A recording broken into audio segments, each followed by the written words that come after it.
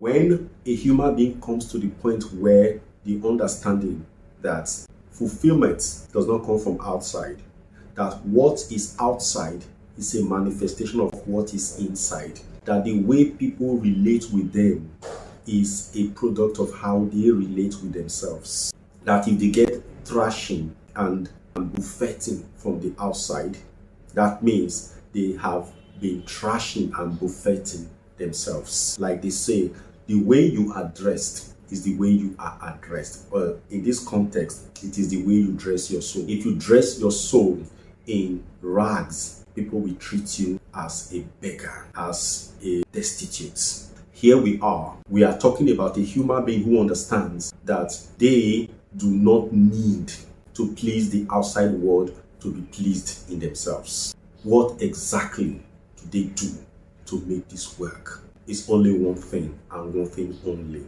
They read and watch their thoughts and their feelings. They watch their thoughts and ask, what is this thought making me feel? And then they move on to the feeling.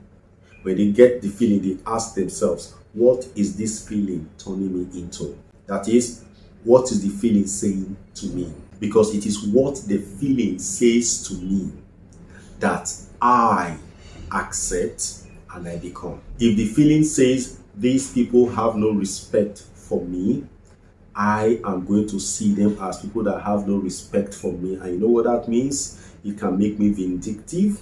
It can make me unfriendly. It can even conclude me as a victim.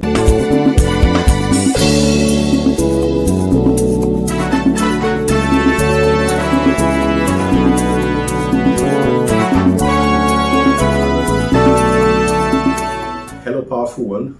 Welcome to this edition of Inner Growth with Osezuah Elimihe. There are people who are self-assured, and there are people who seek assurances from the outside world, from the people, from events, from things, until they are very certain of things, of how things are going to turn out. They don't want to involve themselves with it because they are not certain of the outcome and they are not intent on losing out in anything that they are engaged in. Meanwhile, there are people who, when they hear something that sounds right, once they know that something is right, they involve in it. They are not afraid of failure. They are not tied down by the outcomes of whatever they engage in, as long as they believe in that thing. These are the self-assured people. The self-assured person is not afraid to lose. If they believe in anything, they go for it. Why are they so brave? That they have gotten to the point where nothing people say, think, or do about them affects them in any way. How come these people live a life in which they do not care about validation? They are not looking for somebody to give them the seal of approval. They are just complete in themselves. They have that sense of fulfillment in being alive. What is that thing? We are talking today about the making of a self-assured life. When we come back from the break, we will delve right into it. I am Osezuah Anthony Elimihe. You know me. I am in the game of helping you grow from inside out. That is the dream.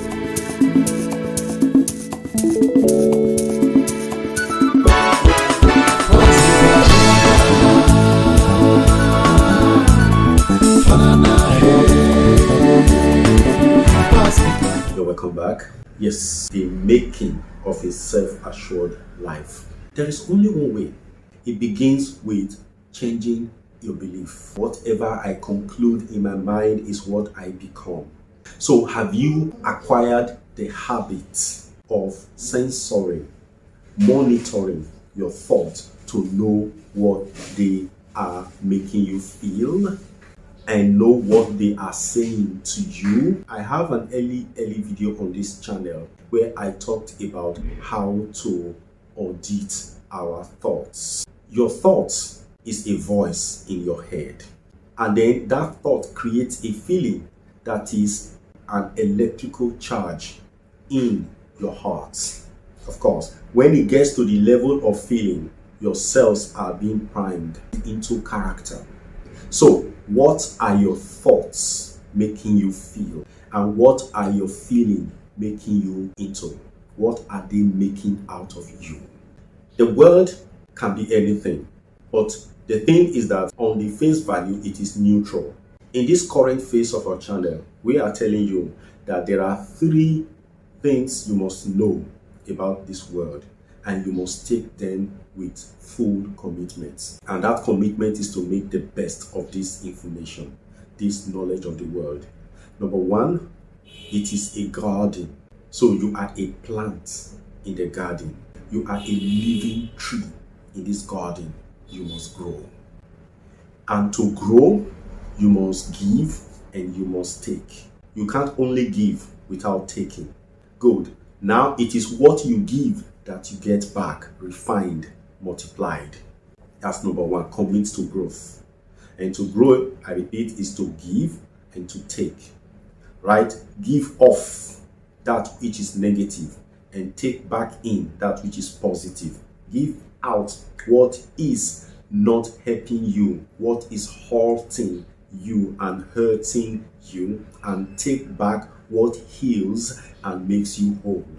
And what hurts us, they are beliefs. Any belief that defines us less than we truly are hurting and halting belief. When a belief says you are a victim of your environment, that is what you become. You become powerless before people, before events, before circumstances and things around you. That is why you must have fear, and that is why you must be wary of everything you see around you. When you hear a gunshot, you dive for cover. When you see a cat, you suspect the enemy is around.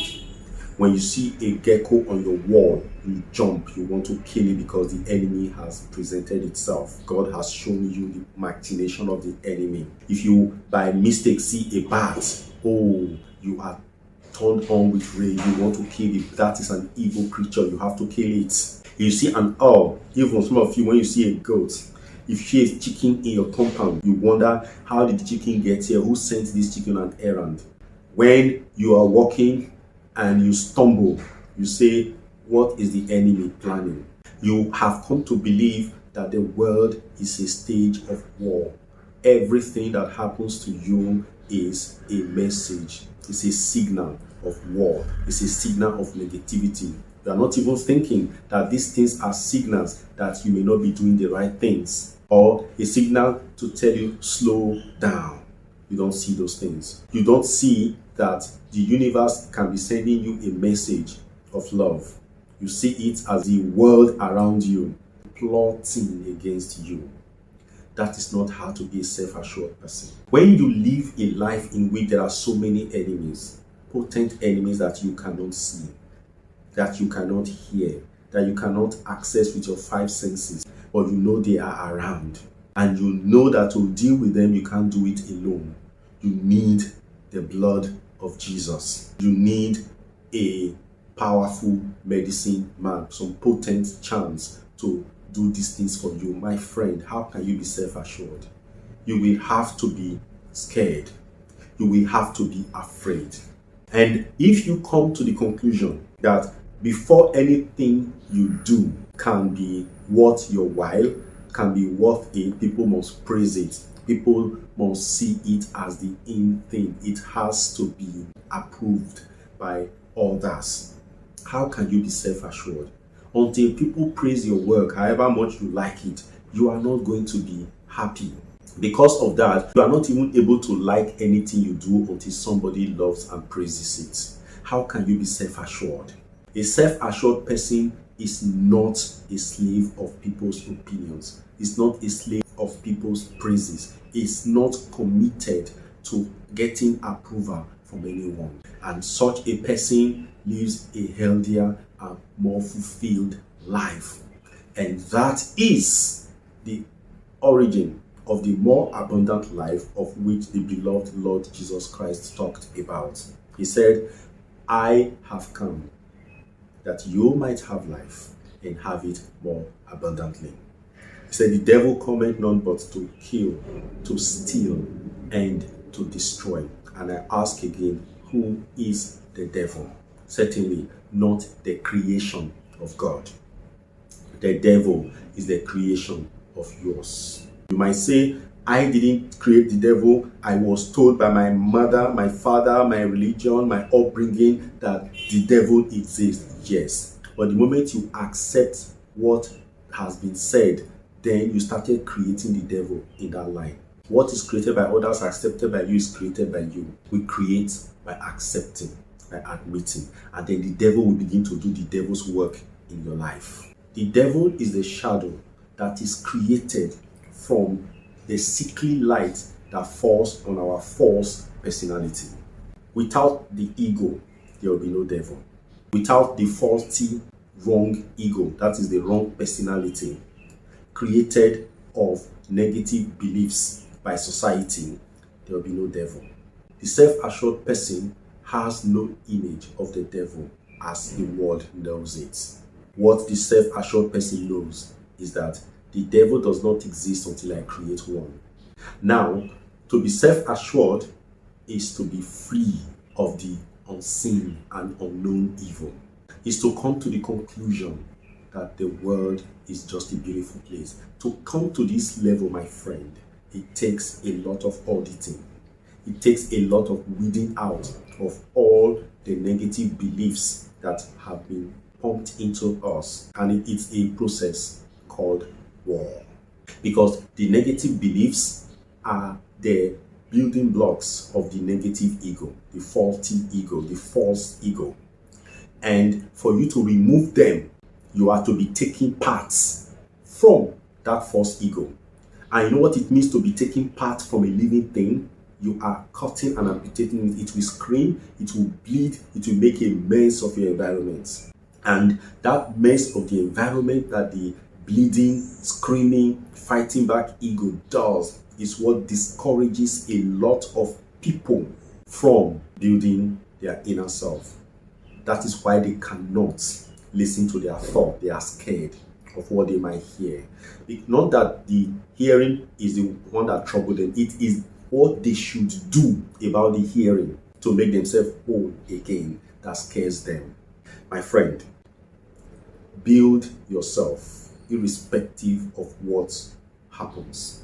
I understand that when you are taking off these negative things brick by brick from the structure of your false ego, there are points in life that you might appear to the world as crazy.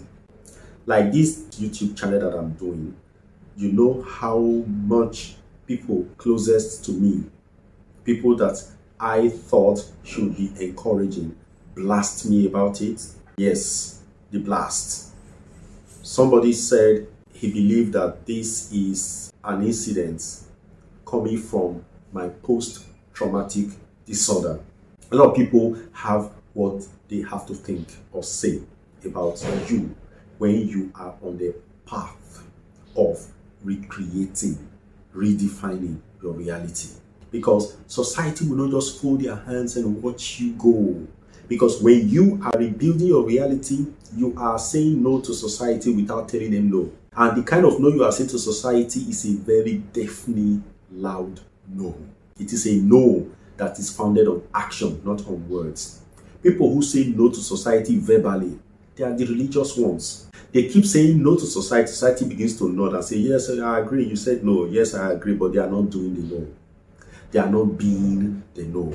When your environment, your image is the no to society, society cannot stand you. It will fight you. But you see, there's also an aspect of that society that respects and reveres you when you continue along your path. When you give up and fall back to the ways of society, society will laugh at you, pat you on the back and say, good boy, you are back, good girl, you are back. But this time, you keep a better eye on you and their value for you will drop. You become a worse slave. It's like a slave that ran away and was caught and brought back. You think that slave enjoys